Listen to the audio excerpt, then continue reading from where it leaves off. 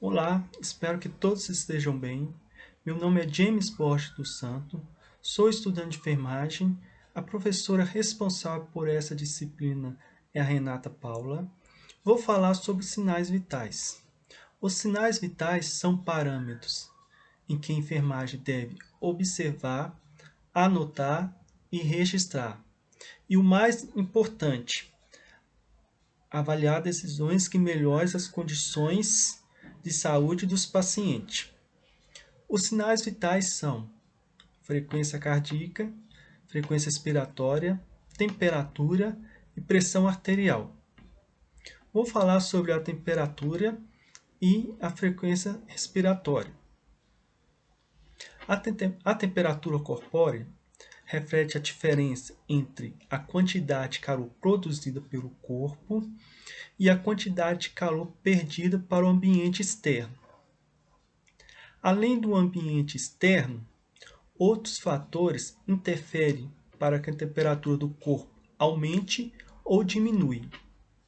São eles: a idade, o sexo, o estresse, o exercício físico. Os termos febre, hipertermia e prexia indicam aumento nos valores da temperatura, enquanto a hipotermia indica a diminuição dos valores da temperatura corporal. O Ministério da Saúde estabeleceu valores normais de referência para cada um dos sinais vitais. A temperatura entre 35 e 36 graus Celsius, frequência respiratória entre 16 a 20 RPM, respiração por minuto.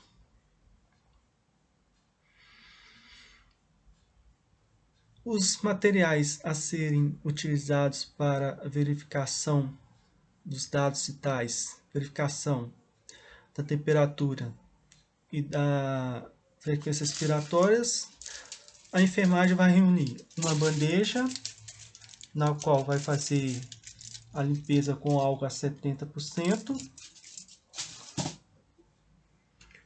o álcool a 70%, algodão, o termômetro digital, a caneta para anotações,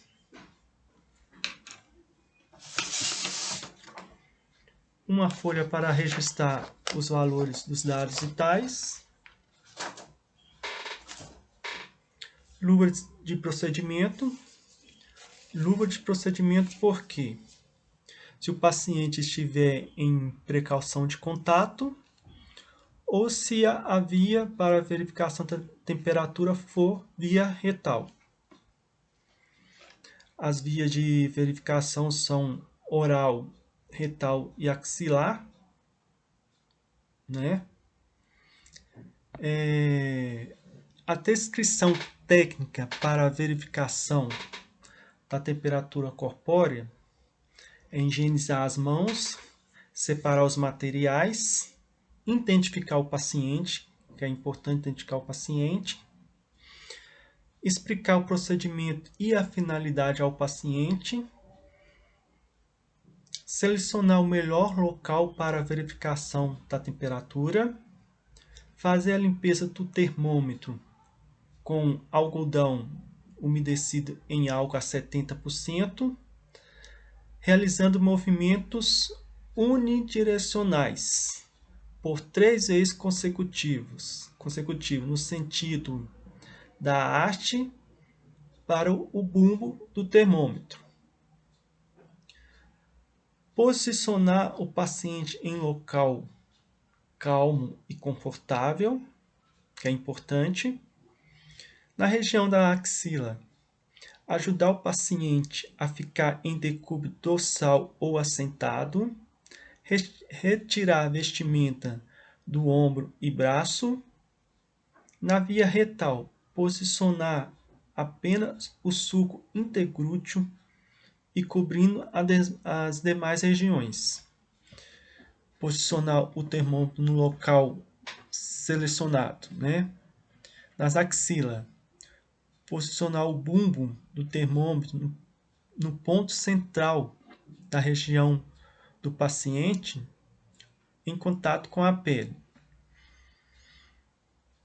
Abaixar o braço do paciente, flexionar o antebraço e deixando apoiado sobre o tórax. Oral. Solicitar que o paciente abra a boca delicadamente. Posicione o termômetro abaixo da língua, na região posterior lateral, ao centro da mandíbula. Orientar para que fique com a língua abaixada, lábios fechados e não morda o termômetro. Na via retal com luvas de procedimento, lubrificar o bumbo do termômetro com o auxílio de um papel higiênico. E com a mão dominante, entreabrir o sulco interglúteo, solicitar que o paciente respire lentamente e relaxe.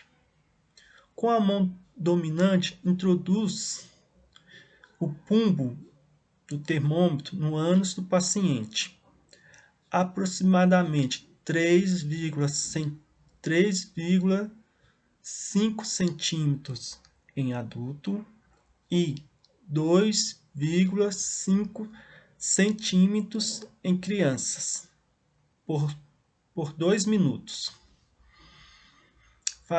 Por 2 minutos, fazer uma compreensão no sulco interglúteo para manter os glúteos unidos. Se anotar resistência, retirar imediatamente o termômetro e não forçar. Aguarde o tempo específico para o uso de cada tipo de termômetro. Retirar o aparelho e fazer a leitura se for o termômetro de mercúrio. Segurar pela haste, deixando na altura dos olhos.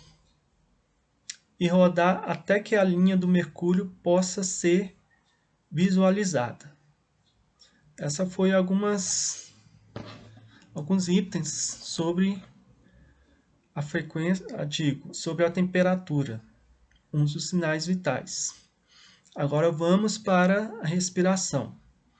A respiração é um movimento de entrada e saída de ar pelos pulmões. A troca gasosa acontece quando o oxigênio presente no ar, em conjunto com outros gases, chega aos alvéolos pulmonares e o dióxido de carbono é eliminado por eles. O oxigênio é fundamental para o bom funcionamento celular. E como não há armazenamento no organismo, precisamos ventilar frequentemente os pulmões. Podemos avaliar a frequência respiratória observando a expansão torácica e contando o número de expirações por minuto, ou seja, uma inspiração mais uma expiração é igual a uma ventilação. É importante ser discreto na hora da verificação da frequência respiratória, pois se o paciente desconfiar que está sendo avaliado, poderá controlar os movimentos ventilatórios e você obter um valor irreal em que as condições de saúde do paciente realmente está apresentando. Uma medida eficaz é posicionar a mão do paciente sobre a porção inferior do tórax e simular a avaliação da pulsação. Além da frequência, deve-se avaliar a plenitude, ou até mesmo a profundidade do movimento respiratório e a expansão da parede torácica, classificados como superficiais, normais ou profundos. O ritmo é o intervalo entre uma ventilação e outra. Um ritmo normal é considerado regular e ininterrupto. Quando o ritmo se apresenta irregular, ele pode vir associado a uma alteração na coloração da pele, como a cianose. São usadas algumas terminologias para indicar alterações no padrão respiratórios. A bradipneia, a taquipneia, a hiperpneia, a apneia, a hiperventilação, a hipoventilação, a dispneia e a ortopneia. As medidas de biossegurança na respiração: observação dos movimentos respiratórios do peito. Pode ser utilizada a mão, na qual os cuidados com a biossegurança será a lavagem das mãos, utilização de luvas ou álcool a 70%. Na temperatura, o termômetro, sendo que os cuidados com a biossegurança será a lavagem do termômetro com água e sabão e álcool a 70%. Por fim, chegamos a esses comentários sobre a temperatura e a frequência respiratória. Espero que dê uma clareza e espero que tenha gostado e tenha uma boa semana e fique com Deus e até a próxima.